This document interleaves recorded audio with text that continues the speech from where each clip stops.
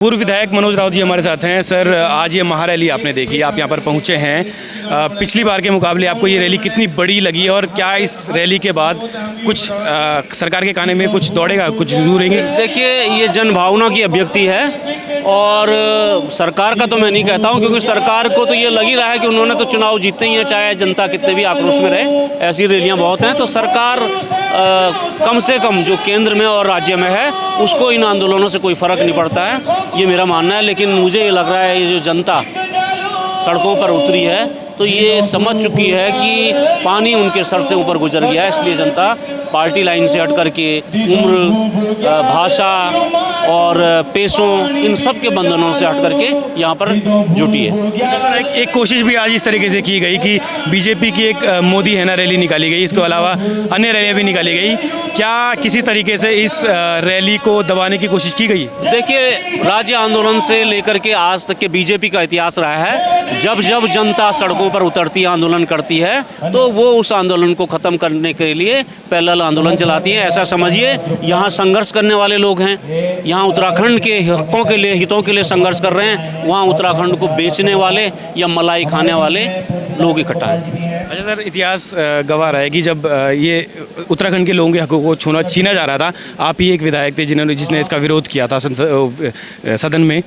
तो इस बार ये जो मुद्दा सैलाब बन के भावना लोगों की उमड़ रही है, इसमें क्या ये मुद्दा, लोग इस मुद्दे पर वोट देने जाएंगे लोकसभा के चुनाव में? देखिए, मैं ये नहीं कह सकता हूँ कि वोट लोग डाल रहे हैं वो कैसे जा रहा है और किन के हाथों में जा रहा है और कैसे इतने विरोध के बावजूद भी वोट मिल रहा है, ये तो मैं नहीं कह सकता हूँ। लेकिन आप जन सैलाब देख रहे हैं और जनता बहुत परेशान है। उत्तराखंड देश का एकमात्र राज्य ऐसा है, मैं पर्वतीय राज्य नहीं कहूँगा, देश का एकमात्र राज्य ऐसा है जिसके भू कानून में ये व्यवस्था है, कोई भी यहाँ आकर के, पाकिस्तान की कंपनी भी कोई यहाँ आकर के कि कभी भी कहीं भी और कितनी भी मात्रा में भी ज़मीन खरीद सकती है। इसके बाद आप क्या देखते हैं इस आंदोलन का रुख कहाँ तक जाएगा? ये लोगों को चर्चा करनी चाहिए, लोगों के इसके कानूनों पहलू को समझना चाहिए और इतना तय समझ लें कि जो ये भू कानून के नाम पर कि छल रहे हैं, इनसे कहना चाहिए कि सिर्फ 6 अक्टूबर 18 से पहले जो प्राविधान थे उनको ही लागू कर दें, तो आधी खरीद फरोख्त तो वैसी बिक जाएगी और उससे आगे अगर करना चाह रहे हैं तो उसको और कठोर करें, तभी जा करके कुछ हो सकता है। क्योंकि जो भी काम होना है वो विधानसभा के भीतर होना है, विधानसभा में ही कानून बनना है। इसलिए उत्तराखंड के बच्चे को इन कानूनों के बारे में जानकारी होनी चाहिए और ये स्थिति उनके दिमाग में क्लियर होनी चाहिए कि क्या होने पर क्या होगा।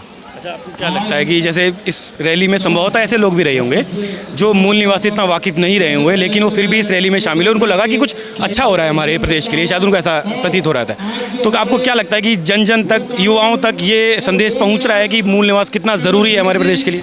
देखिए, मूल निवास तो प्रेसिडेंशियल एक ऑर्डर है 1950 का, उसमें सुप्रीम कोर्ट ने भी अपनी मुहर लगाई है। बाद में महाराष्ट्र के एक मामले में सुप्रीम कोर्ट में गया ये मामला कि मूल निवासी कौन होगा, और वो ज़्यादा जाति से संबंधित है। देखिए, आज अगर आप लोग चैतन्य लोग जो पत्रकार चर्चा करें, मूल निवासी और स्थायी निवासी के अधिकारों में कोई परिवर्तन नहीं है। अगर आप ज़मीन खरीद सकते हैं, अगर आप रोज़गारों पर बाहर, मतलब राज्य से बाहर के लोगों को रोज़गार दे सकते हैं, तो मूल निवासी की परिभाषा क्या है मेरे को समझ में आ रहा है क्यों मूल निवास की बात हो रही है। लेकिन मूल निवास तो 1950 का ही होना चाहिए, क्योंकि उससे हमारे जो ट्राइबल हैं, हमारे, देखिए, मूल निवास का कहाँ प्रश्न आता है? मूल निवास का प्रश्न सिर्फ ट्राइब्स और अनुसूचित लोगों के हितों पर आता है, क्योंकि ट्राइब्स के हित और जो अनुसूचित लोग होते हैं उनकी कैटेगरी अलग अलग राज्यों में अलग अलग होती है।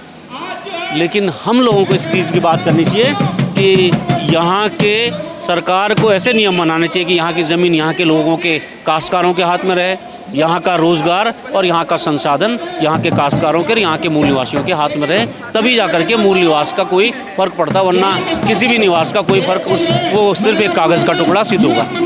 आपको अब इस जो ये महारैली निकली आज, इसके बाद संभवतः ये कहा जा रहा है कि हम दिल्ली में भी रैली निकालेंगे।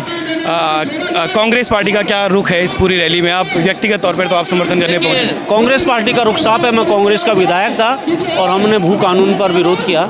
कांग्रेस का रुख साफ है। कांग्रेस हमेशा राज्य गठन से पहले भी और राज्य गठन के दौरान भी, राज्य गठन के बाद भी राज्य की जनता के साथ खड़ी है, उनके सवालों के साथ खड़ी है। कांग्रेस आगे भी इन सवालों के साथ खड़ी रहेगी। आज इस रैली को एक नेतृत्व का चेहरे के तौर पर कोई व्यक्ति मिल नहीं पा रहा है। कुछ लोगों का ये भी कहना है कि क्योंकि नरेंद्र सिंह नेगी के आह्वान पर यहाँ पर कई सैकड़ों युवा पहुँचे, क्या उनको चेहरा होना चाहिए इस आंदोलन का? देखिए, जब आंदोलन आगे बढ़ता है तो चेहरे खुद सामने आते हैं, नेतृत्व खुद सामने आता है। हम भी आए और हमने बिल्कुल कोई ऐसी कोशिश नहीं करी कि हमारी किसी छोटी सी के काम से इस आंदोलन को धक्का पहुँचे। इसको राजनीतिक आंदोलन के बजाय इसको उत्तराखंड का आंदोलन बना रहे, इसलिए हम मंच की तरफ भी नहीं गए, क्योंकि हम नहीं चाहते हैं कि इस आंदोलन को थोड़ा भी झटका किसी कारण से लगे और किसी की भावनाएं आहत हों। हम भी एक आम आदमी के रूप में आए हैं, न हम किसी पार्टी के कार्यकर्ता के रूप में आए हैं और न पूर्व विधायक के रूप में आए हैं। एक उत्तराखंडी की भावना जिस भावना के साथ हमने विधानसभा में विरोध किया, हर मोर्चे पे विरोध किया। वो विधानसभा में एक मूल निवासी की बात नहीं है, ये भू कानून की ही बात नहीं। हमने मूल निवास पर बोला, हमने हमारे जो पर्यटक स्थलों पर जो रोक है उस पर बोला, हमने राफ्टिंग कैंपों का जो अधिग्रहण किया गया उन पर बोला, हमने हर सवाल पर बोला। लेकिन राज्य के लोगों को भी ये देखना चाहिए कि जब वोट देने जाते हैं उस समय अगर उनको प्रॉपर्टी डीलर अच्छे लगते हैं तो उनको तय करना चाहिए उनको प्रॉपर्टी डीलर नेता चाहिए या उनके प्रश्नों को, उनके सवालों को उठाने वाले लोग चाहिए। बड़ा सवाल तो यही है वैसे कि क्या ये मुद्दा वोट का मुद्दा बन पाएगा 2024? देखिए, धीरे धीरे बनता है। देखिए, बड़ा बदलाव ये रैली के तौर पे आंदोलन ये शक्ल ले पाएगा उस? देखिए, ये उत्तराखंडी हैं, ये 1 महीने में इतना बड़ा आंदोलन खड़ा कर देते हैं। अभी मुझे ये उत्तराखंड राज्य आंदोलन उस समय जिस सरकार के खिलाफ लड़ा गया वो बहुत मुलायम सिंह की सर्वशक्तिमान सरकार थी। उस सरकार से ये लड़ने वाले ये जब मरने पर आते हैं ये उत्तराखंडी, तो ये देखते नहीं कि गोलियां कहाँ से आ रही हैं। इनको न गोलियों की परवाह है न जीवन की परवाह है। लेकिन मुझे आज बहुत खुशी ये हुई कि जिस अनुशासन के साथ ये युवा चल रहे थे, और मैं देख रहा था कि कुछ युवा साथ साथ कूड़ा भी उठा रहे थे, तो इनके सामाजिक सरोकारों के प्रति भी चिंतित हैं। और सरकार तो चाह रही थी, जो मुझे लग रहा था पुलिस की जो एक्टिविटीज़ में देख रहा था, सरकार तो चाह रही थी कि इस आंदोलन को फेल करने के लिए इसको उग्र बनाया जाए, इस पर लाठीचार्ज करा जाए। लेकिन इन युवाओं ने इस रणनीति को, सरकार की इस रणनीति को फेल किया है और शांतिपूर्वक देखिए अभी आंदोलन खत्म होने को है, कहीं पर कोई भी घटना नहीं हुई। अच्छा, एक आखिरी सवाल है, ये मोदी है ना रैली निकली है, आज के बारे में क्या कहेंगे? देखिए, इधर संघर्ष करने वाले हैं, उधर मलाई खाने वाले हैं। इधर उत्तराखंड को बचाने वाले हैं, उधर उत्तराखंड को बेचने वाले हैं। इधर दाल रोटी नमक कूदा झंगोरा खाएंगे उत्तराखंड बनाने वाले हैं, उधर पत्तल चाटने वाले हैं। यही अंतर है।